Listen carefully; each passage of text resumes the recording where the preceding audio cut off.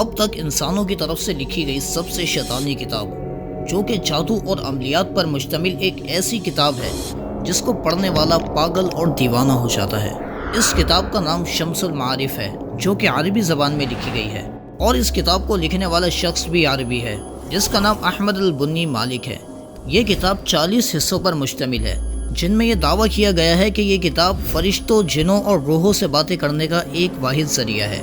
اس کتاب کے بارے میں کہا جاتا ہے کہ شیطانی جنات نے اس کتاب کے لکھنے والے کے جسم میں داخل ہو کر خود یہ کتاب لکھی۔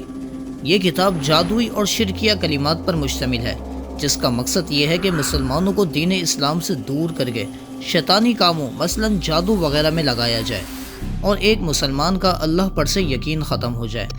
اور وہ شیطانوں کی باتوں پر یقین کرنے لگے۔ جبکہ دین اسلام میں جادو سے متعلق یہ واضح حکم ہے کہ جادو کرنے والا اور کروانے والا دونوں دین اسلام سے خارج ہیں،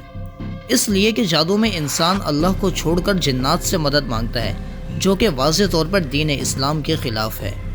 دنیا کے ہر مسلم ممالک میں یہ کتاب بینڈ ہے، کیونکہ کوئی ملک بھی جادو کو پروموٹ نہیں کرتا، کیونکہ اس کے نقصانات سے کوئی بھی ناواقف نہیں۔ کہا جاتا ہے کہ شمس المعارف کو لکھنے والا شخص ان جادوئی کلمات اور علم کو جانتا تھا جس کو یہودیوں نے حضرت سلیمان علیہ السلام کے دور میں باقاعدہ علم کے طور پر سیکھا تھا،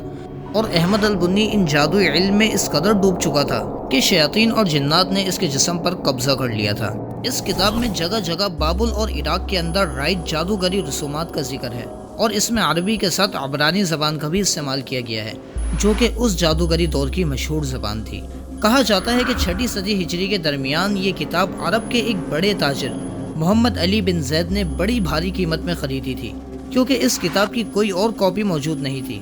اس نے خود اس کتاب میں کافی رد و بدل کر دی،